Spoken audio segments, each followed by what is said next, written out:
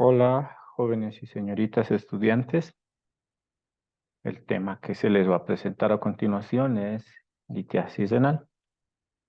Bueno, para comenzar con el tema, vamos a tocar primero la definición. Se denomina litiasis renal cuando tenemos litos, llamados cálculos también, en cualquier parte del sistema excretor urinario. Es decir, un cálculo que puede estar presente desde los cálices hasta la uretra. En cualquier parte de esta parte podemos llamar litos urinarios. Eh, Se presentan en un porcentaje elevado. El 10 a 12% de toda la población va a desarrollar cálculos en algún momento de su vida. La relación hombre-mujer es mucho más en los hombres, 3 a 1 comparado con las mujeres. La edad más frecuente, pero no la única, es entre los 20 y 49 años y es más frecuente en lugares o países industrializados. Existen factores de riesgo para desarrollarlos, como ser la dieta, ocupación, antecedentes familiares, fármacos o anomalías de las vías urinarias. Por ejemplo, todas las personas tienen una dieta, pues mejor dicho, todos los núcleos familiares tienen una dieta particular. Hay grupos familiares, hay ciudades, hay países que tienen predicción por un determinado tipo de alimento, comparado con un grupo familiar, una ciudad o un país o una región. En países costeros es mucho más frecuente los alimentos de mar. En lugares andinos es mucho más frecuente la carne bovina. En países mediterráneos es mucho más frecuente los frutos secos, por decir nada más. Y se van a dar cuenta que la dieta tiene gran responsabilidad en la formación de cálculos. La ocupación, existen trabajos que por las condiciones van a hacer que la persona no tome agua, se deshidrate, consuma alimentos no sanos, etcétera, ¿no? Por ejemplo, un gran ejemplo de este grupo son las personas, los agricultores de las zafras, de las cañas de azúcar, que están expuestos a temperaturas elevadas, deshidratación, etcétera. Hay antecedentes familiares, sí, hay enfermedades familiares y heredofamiliares que van a producir cálculos. No son los más frecuentes, a Dios gracias, pero muchas veces sí son los más severos. Existen fármacos que producen cálculos, sobre todo los antineoplásicos, y otro factor de riesgo son las anomalías de las vías urinarias. Una vía urinaria intacta es poco probable que produzca cálculos, pero si hay una obstrucción o una malformación o una derivación, por ejemplo, una sonda vesical, un nefrostomos, un reflujo vesicureteral, etcétera, es más fácil que se presenten los cálculos. Se clasifican en dos tipos de cálculos, primarios y secundarios, al menos respecto a la etiología. Los primarios son aquellos defectos propios del riñón para concentrar o diluir la orina. En resumen, el riñón es el único responsable. Hay un defecto metabólico propio del riñón. Y las causas secundarias son aquellas enfermedades extrarrenales que van a producir alteraciones metabólicas y que se desarrollen cálculos. Por ejemplo, el hiperparatiroidismo primario. Cuando existe un hiperparatiroidismo, existe gran reabsorción de calcio desde el intestino y este calcio está circulando y se precipita y se forman cálculos urinarios. La hiperoxaluria entérica es cuando existe una resección intestinal, la resección intestinal hace que el oxalato no se excrete y se va a absorber gran cantidad de oxalato, igual el oxalato se va a precipitar. El reflujo vesicuretral es un ejemplo. El orín queda en éstasis en la vejiga y hace un reflujo hacia los uréteres y hacia los cálices, y esto va a producir también cálculos. Y otras como la hiperoxaluria primaria, que es una causa genética, ¿no? Entonces, existen muchas más todavía que esas. Como patogenia les voy a poner este ejemplo para que comencemos a entender. Este es un claro ejemplo de lo que pasa cuando diluimos sal en agua. Existe eso, dilución. Cuando mezclamos sal con agua se va a diluir. Pero cuando nuestra cantidad de sal, cuando nuestra cantidad, vamos a llamar a la sal el soluto, es mayor que la del agua, esto no se va a disolver. Lo que va a pasar es se va a precipitar. Entonces, los cálculos son formados por cristales y estos cristales no son nada más que sales, sales de calcio, sales de oxalato, sales de estruvita, etcétera. Entonces, son cristales que al existir una elevada concentración se precipitan y forman cálculos. Fíjense acá, tenemos un poquito soluto con gran cantidad de solvente, que es el agua. Muchos solutos que se han precipitado, poca agua, y aquí prácticamente ya se ha formado un cálculo. Esa es la historia natural de formación de un cálculo, pero fisiopatológicamente se debe a que hay una sobresaturación de los solutos, sobresaturación de las sales y una baja solubilidad. Comienza con una zona de baja saturación, es decir, puede ser una persona que no toma agua y consume gran cantidad de sal. Vamos a usar ese ejemplo. Entonces, esos cristales aún no se están nucleando, pero no se están disolviendo esas sales. Dice poca posibilidad de disolución. Ahora, si esto continúa o empeora y hace un hábito insano en su salud, solo por un ejemplo, porque existen muchas causas, como hemos mencionado, esa zona se convierte en una zona metaestable. Entonces, existe ausencia de nucleación todavía, pero sí ya se agregan y crecen los cristales. Como vemos aquí, se agregan y crecen. Y posteriormente, si continúa esto en el tiempo, existe una zona de sobresaturación, en lo cual ya hay una nucleación espontánea y el crecimiento y agrupación crece. Entonces, esos son los tres pasos fisiopatológicos para la formación de un cálculo, ¿no? Entonces existe un desbalance. Los solutos, que son las sales, sales de calcio, de fosfato, de oxalato y cualquier tipo de sal, van a verse en elevadas concentraciones bajo una circunstancia que puede ser modificación del pH urinario. Hay sales que se precipitan en medio ácido, como el calcio, fosfato y oxalato. Hay sales que se precipitan en medio alcalino, como la estrubita. Entonces, algunas sales se favorecen precipitar en pH ácido y otras en pH alcalino. La condición de que sea un pH ácido o un pH alcalino también la puede favorecer los hábitos alimentarios. Por ejemplo, un pH ácido se ve en personas que comen gran cantidad de carne. Un pH alcalino se ve en personas vegetarianas. Es un ejemplo. Y en nuestra orina, por decirlo así, existen elementos que frenan la formación de cálculos, como son el citrato y el pirofosfato. Y si estas sustancias se ven disminuidas, como la disminución de los inhibidores de la cristalización, se produce un cálculo. Tiene el medio ambiente favorecido para formar un cálculo. Aumento de los solutos, disminución de los inhibidores con un pH que se va a alterar. Entonces, eso es el fenómeno por el cual se forma un cálculo. Existen múltiples clasificaciones. Esta, por ejemplo, es una clasificación de la localización del cálculo, que esto le sirve más al- a quien vaya a determinar dónde se encuentra el cálculo dependiendo de su manifestación clínica. Por ejemplo, si se encuentra acá, es claro que es un cálculo renal. Vemos el riñón con la corteza, la médula y aquí un cálculo que está produciendo sombra sónica. Entonces es un cálculo renal. En cambio, aquí vemos un cálculo que claramente no está en el riñón, este es un cálculo vesical. De igual manera puede haber cálculos uretrales, ureterales, etc. Ahora bien, existe una clasificación que es la que más me interesa en el área de nefrología, que es la clasificación por el tipo de cálculo. Existen cálculos de oxalato cálcico, de estrubita, de apatita, de ácido úrico, de cistina. Cada uno de ellos tiene una forma diferente. Por ejemplo, los cristales de ácido úrico vemos que es una piedra irregular, o sea, mejor dicho, los cálculos de ácido úrico forman piedras irregulares. Los cálculos de estrubita producen piedras un poco más regulares, semicirculares, ovaloides. Los de apatita son cálculos circulares y los de oxalato cálcico vemos que son espiculados, son cálculos horribles. Imagínense este cálculo saliendo por la vía urinaria. Yo creo que duelen todos. Sin embargo, estos espiculados deben lastimar y lesionar mucho más al momento de salir. En frecuencia son mucho más frecuentes los de oxalato cálcico y fosfato, es decir, puede haber cálculos mixtos. También son los de oxalato cálcico solitarios y los de estrubita. Son mucho menos frecuentes los de ácido úrico, los de fosfato cálcico y los de cistina. Ahora, para llegar al diagnóstico siempre debemos hacer una anamnesis inicial. Preguntar, ¿cuál es el tipo de dieta? Hay personas que consumen gran cantidad de sodio. Hay personas que comen por su trabajo, de todo en la calle, en alimentos procesados.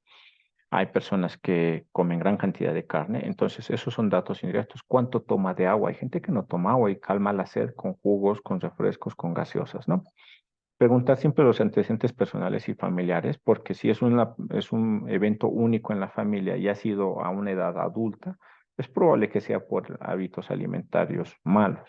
Pero si hay cuadros familiares y este ya lo ha presentado el paciente desde muy joven, puede que sea una enfermedad congénita hereditaria.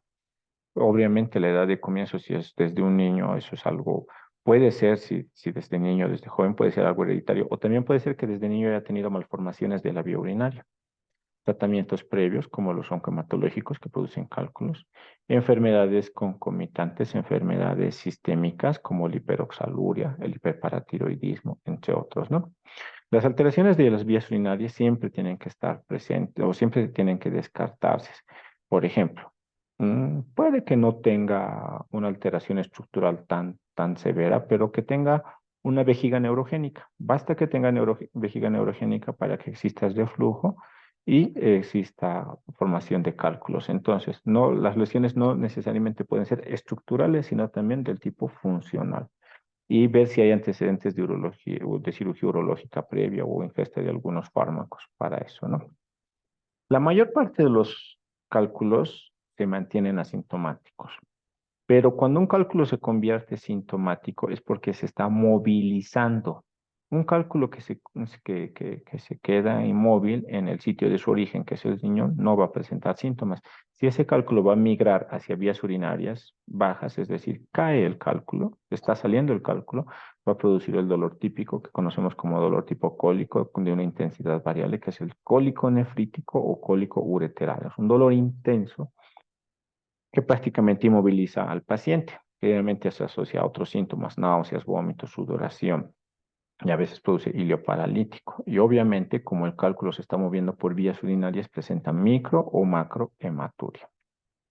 La clínica va a depender de dónde se encuentra el cálculo en el movimiento, en el momento de su transición hacia ser expulsado. Si se encuentran en el segmento medio del uréter, lo más probable es que produzca dolor en el cuadrante abdominal inferior. Pero si ya está a punto de ser expulsado o se ha trancado en la unión uretero-vesical, lo que es un cálculo ureteral bajo, va a dar síntomas urinarios como urgencia urinaria, polaquiuria, dolor, etcétera. Y el dolor se va a irradiar hacia la vejiga, vulva o escroto. Entonces el cálculo está en la parte más superior, un dolor abdominal, y si está inferior, dolor en genitales. El examen físico ya nos va a mostrar que el paciente tiene una piel pálida, sudorosa, él está inquieto, intenta poner una posición fetal, una posición retorcida para disminuir el dolor. Los puntos ureterales, que los conocemos desde semiología, algunos estarán positivos si se encuentran en el tercio medio, en el tercio inferior o en el tercio superior del uréter. Sin embargo, todos estos exámenes y la anamnesis solo nos pueden hacer sospechar. El método diagnóstico es imagenológico. Ahora, existen otros métodos, como los estudios de laboratorio, que tienen que pedirse sí o sí a los pacientes un hemograma, química sanguínea para ver las pruebas de función renal. Y si dijimos que estos cálculos se formaban por sales de calcio, de fósforo, ácido úrico, también hay que pedir eso en la química sanguínea para ya de entrada ver, tal vez tenga una hipercalcemia, tal vez tiene un ácido úrico elevado, una hiperuricemia. En el examen de orina tenemos que ver cómo está el pH, si tiene tendencia a acidosis o alcalosis y si el sedimento urinario también está activo. Sin embargo, lo más importante para ver la etiología del cálculo es esto que se llama estudio metabólico de orina de 24 horas, en el cual se tiene que pedir sí o sí que se examinen oxalato, calcio, ácido úrico y sodio, también citrato y fosfato. Estos primeros, oxalato, calcio, ácido úrico y fosfato y sodio, son los que favorecen la formación del cálculo. El citrato y el fósforo son los que inhiben la formación de un cálculo. Estos son los valores de referencia que debería tener. Este estudio metabólico de 24 horas se debe realizar en un día entero, obviamente. Recolectamos el orín. Por ejemplo, puede tener un volumen urinario de 2 a 2,5 litros pero los valores deben ser estos. El calcio en esa orina no debe superar los 300 miligramos o 250, cuando mucho. Si tuviéramos un calcio elevado en orina, 500, 700, podemos asumir ya de entrada que esos cálculos se están formando por sales de calcio. De igual manera, el oxalato no debe tener una concentración mayor a 40, siempre tiene que ser menor a 40. Si tuviéramos menos de 40 el oxalato, podemos decir este cálculo no es por oxalato, pero si tuviéramos 70, 80, igual podemos asumir ya de que es oxalato. Igual, el ácido úrico tiene que ser menos de 750. Ojo, como puede haber cálculos mixtos, puede estar elevado el calcio, el oxalato y el ácido úrico, o los tres, o dos, o solo uno. Existen sustancias que inhiben la formación de calcio. Estos tienen que estar elevados siempre porque estos son buenos, como el citrato. Si el citrato está más de 320, puedo asumir que este problema no es por déficit de citrato. Si el citrato está bajo, puedo decir que es una hipocitraturia y tratar. Tiene su tratamiento, doy citrato. Igual el sodio y el fósforo tienen unos valores de referencia. Entonces, este estudio metabólico me sirve para saber de qué está conformado el cálculo. No me sirve para ver dónde está el cálculo. Para ver dónde está el cálculo, me sirven los estudios de imagen como la radiografía, ecografía, tomografía o pielografía. Este es un ejemplo de los tres. Esto es una radiografía. En muy pocas veces se logra ver como se ve aquí, pero cuando lo logramos es porque es un cálculo grande.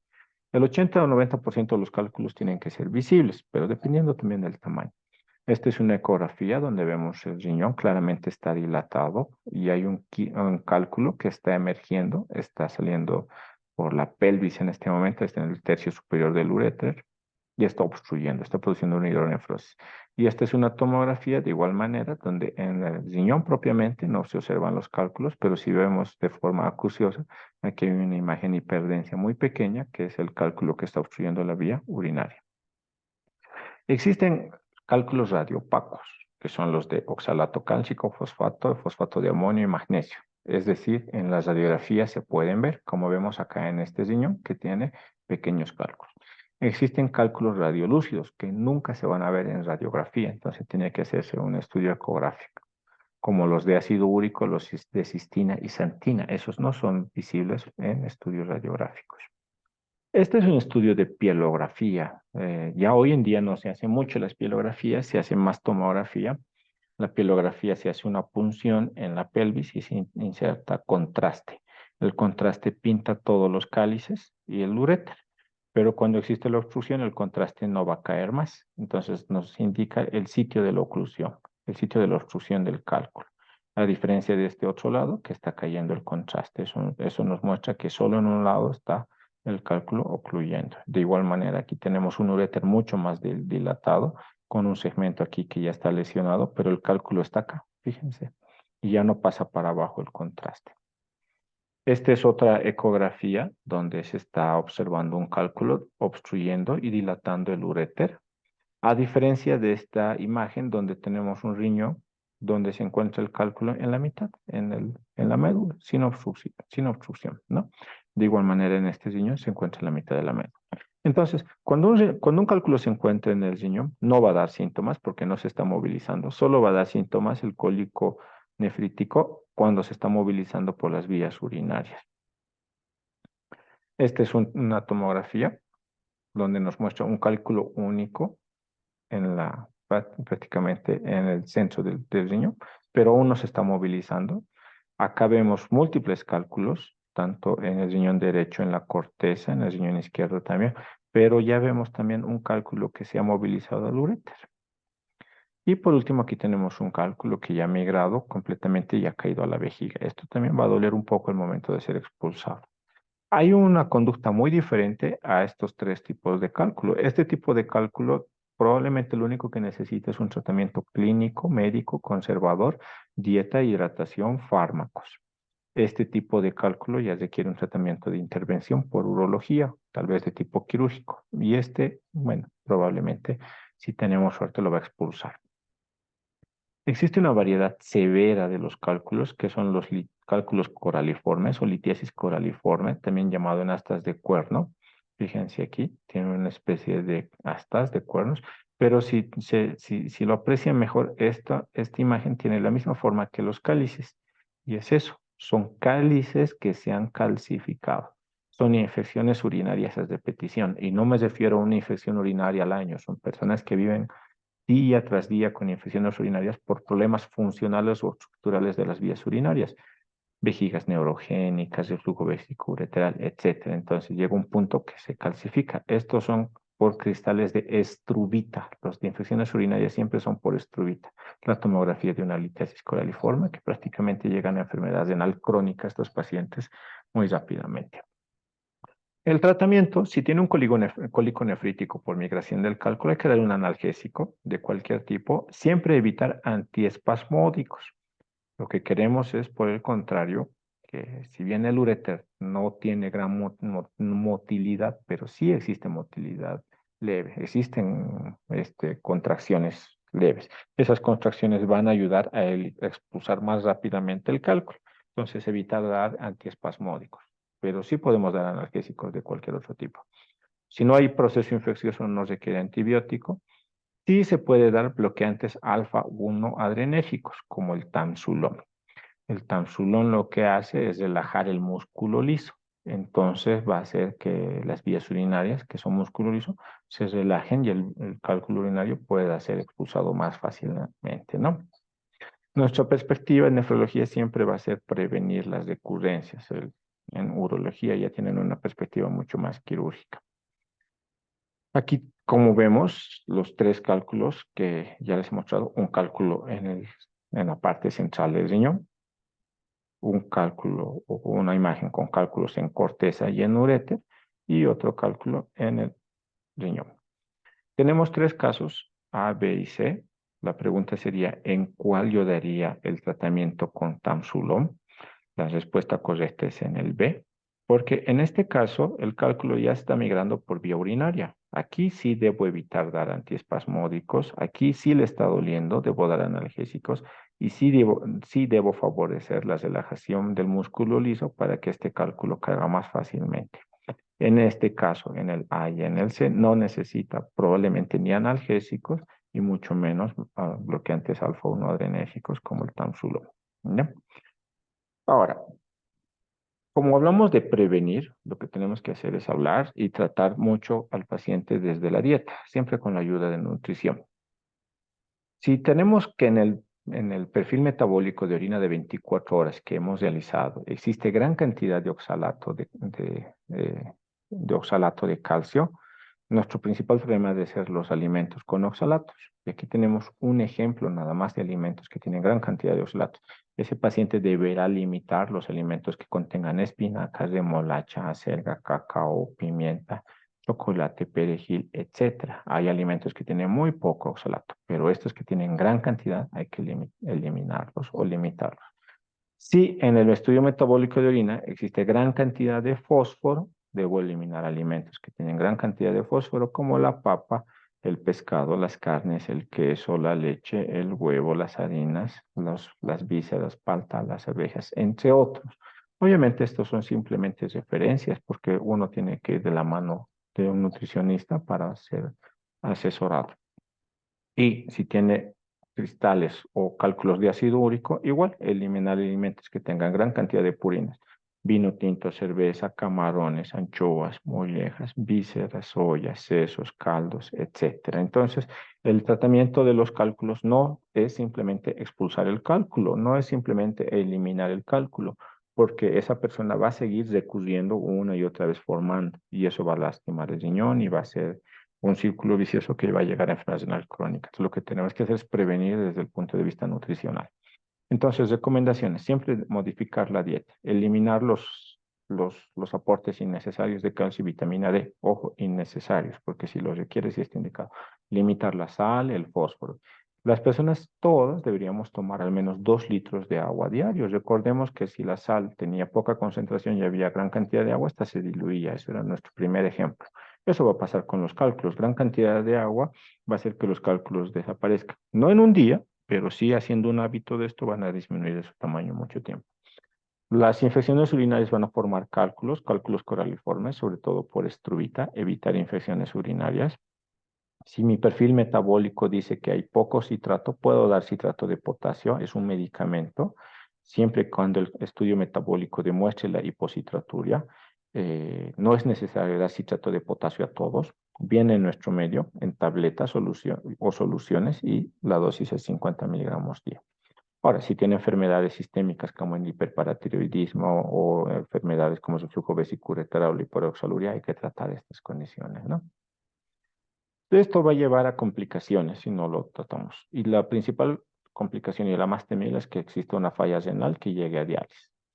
Los cálculos al salir de las vías urinarias van a producir lesión, estenosis del uréter, y estas estenosis ya van a ser irreversibles. Las infecciones pueden progresar a sepsis. Puede perforar la vía urinaria y producir extravasación urinaria. Esas infecciones pueden producir abscesos